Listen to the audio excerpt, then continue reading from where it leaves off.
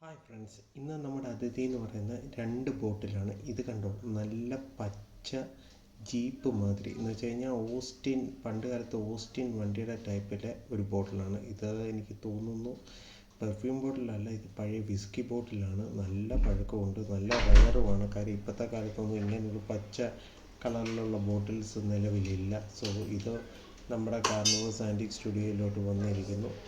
So ഇതിന് ഏകദേശം 60-70 കൊല്ലം പഴക്കം കാണണം. മെയ്ഡ് ഇൻ ഇംഗ്ലണ്ടാണ് സംഭവം. സോ പഴയ വൈനാവാം, വിസ്കി അല്ല, ചിലപ്പം വൈനാവാനും സാധ്യതയുണ്ട്. ബോട്ടിൽസിൻ്റെ ഒരു വമ്പൻ കളക്ഷനുണ്ട്. ഇനിയിപ്പോൾ രണ്ടാമത്തേന്ന് പറയുന്നത് 1 ലിറ്ററിൻ്റെ തംസപ്പ് ബോട്ടിൽസാണ്.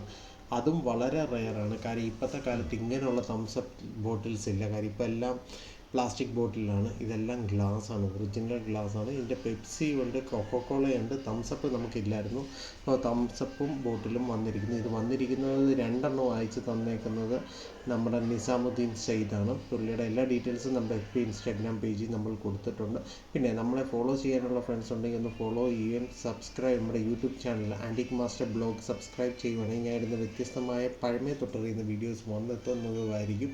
പിന്നെ ഈ സാധനങ്ങളൊന്നും സെയിലിനുള്ളതും അല്ല എന്ന് ഓർമ്മിപ്പിച്ചുകൊണ്ട് signing out, Nijesh Chandra. Have a nice day and stay tune with us with a lot of surprises.